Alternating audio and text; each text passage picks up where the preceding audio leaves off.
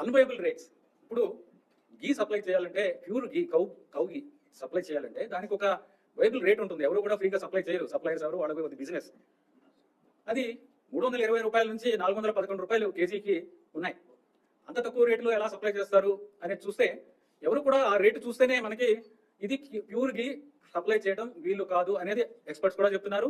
Normal persons కూడా చెప్తారు. మనం కూడా బయటకు ఉన్నప్పుడు, మంచి గీ కొన్నప్పుడు ఎంతకు వస్తుందని మనకు కూడా తెలుసు.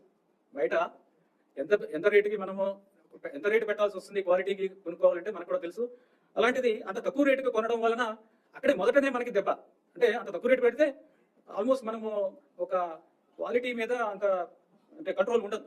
వాడు ఇచ్చేది మనకి ల్యాబ్ లేదు, మనము ల్యాబ్ లేదు, మనం బయటికి పంపించము, రేటే చాలా తక్కువ. ఈ మూడు పరిస్థితుల్లో అసలు క్వాలిటీ గీ వస్తుందనేది రాదు అనేది అది చాలా స్పష్టంగా తెలుస్తుంది. ఎనివే, ఆ రీజన్స్ అనేది అనలైజ్ చేయడం జరిగింది. అనాలిసిస్ ఎందుకు చేశామంటే కరెక్ట్ స్టెప్స్ తీసుకోవాలి.